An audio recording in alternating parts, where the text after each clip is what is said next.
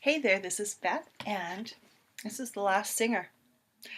And you will notice Solus does not have the singer of Solus. He is a bridge card more than anything else.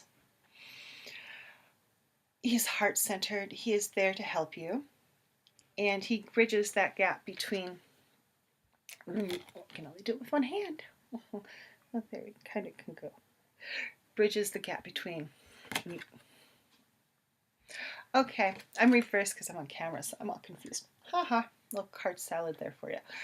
From this lot into the sheet, which is the next part we're going to go into. So it's going to be shifting energies a lot more than the singers. The singers kind of have this consistent, cosmic, large, non-corporeal aspect. And Solus, if you notice, he has a face. He is more of a being, but he is yet still very much energy. We're not fully corporeal and we're not fully energy anymore. We're kind of that bridge between. And that is truly the job of Solus, is to help us bridge between the singers and what comes after the singers into the she and the guides and guardians, the help troop, and the challengers. He's, part singer, part manifest reality. He's that. He is definitely a bridge. And he helps transmute, I think, and transmit that energy that goes between the corporeal and the energetic realms. Kind of is a conduit for that. He holds space for you when you need it. Allergies, yay. Although they're better than they were because it snowed yesterday. Yeah. Okay, he holds space. The Solus holds space for you. He has your back. He's there for you when you need him. All you have to do is reach out and ask for him to be there, and he's there. He's going to, once again, encourage you to trust himself, encourage you to trust your wisdom and your intuition. He likes to see empowerment brought into your life. And he wants to help really solidify and help you learn the lessons of the singers and bring those into your life. He's a very different energy when you work with Solus. Because Solus only, soul, is the root word for solo, only, one, in Latin. And there's a certain almost poignant energy to him, because in a way he is very alone.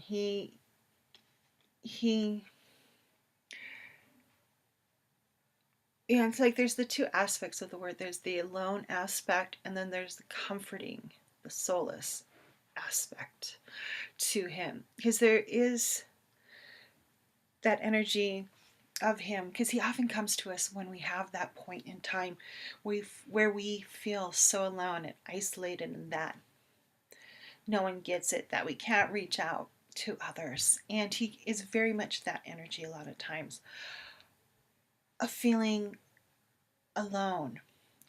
And when you bring Solus in, or he appears in your reading, he's asking to be brought in because he understands that feeling of aloneness. And he knows that you need to know that you are not alone, which brings in the Solus aspect of comfort. And he is very much a card of comfort. There's a lot of power there, but it's very soft. There's a soft, poignant gentleness to this, to Solus, that I don't think you get with any of the other singers. Not even like the ones that are more comforting. What's more receiving? No, it's not the passive. They're so big and non-corporeal that they don't quite get what goes on in this realm. They see the big picture, and I think sometimes the details for such large energetic creatures get lost. And that the parameters of limitations that human are their limitations. I guess sometimes the limitations we do place are only placed upon ourselves. But the limitations of what is perceived a corporeal being can do, our perceptions, our parameters, the singers don't quite get that. Whereas Solus, he gets that. He gets you're going to doubt, you're going to freak out.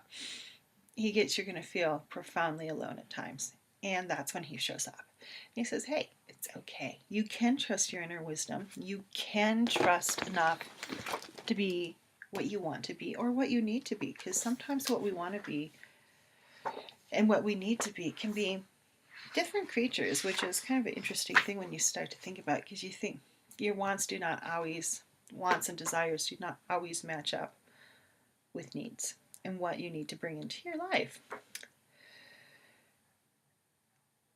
And he can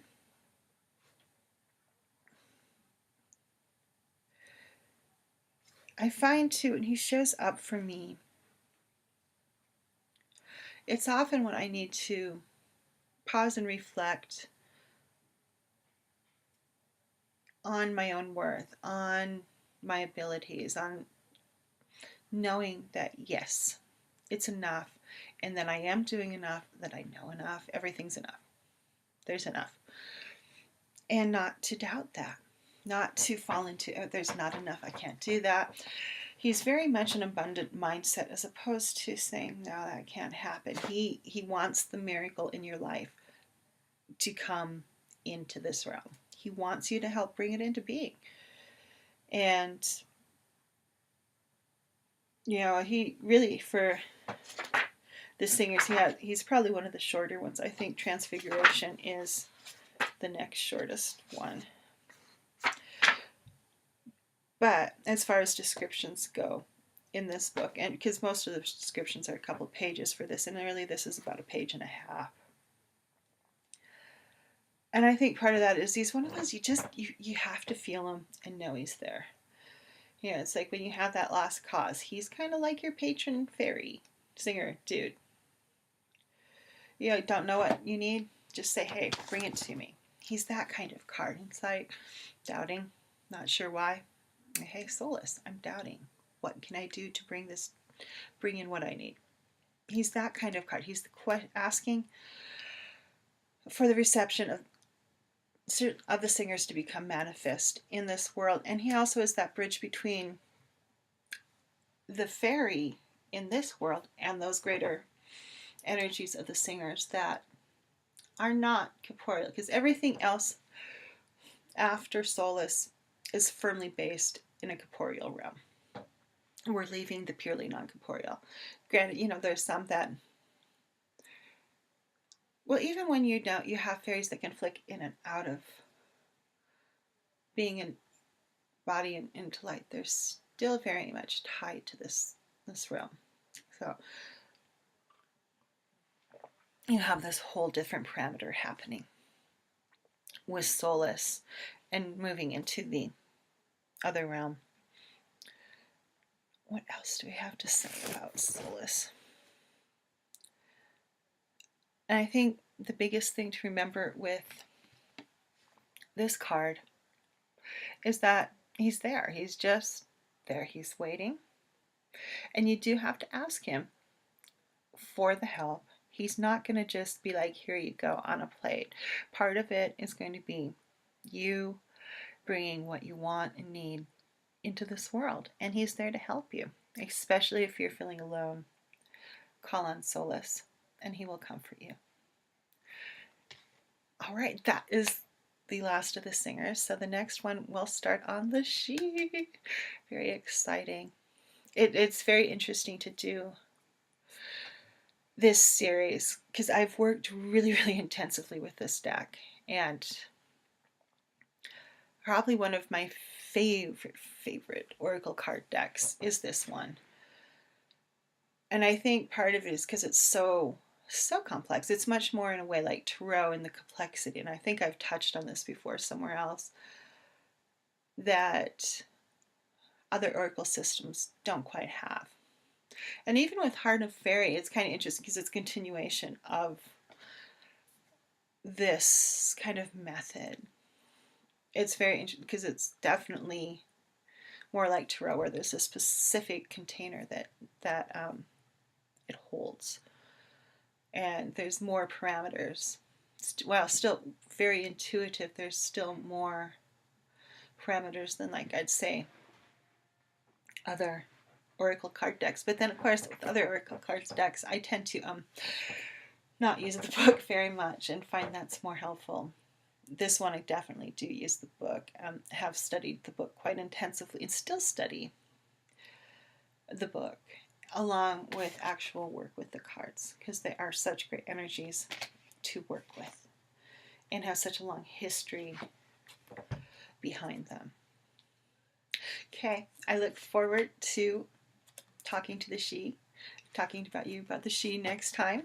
And how many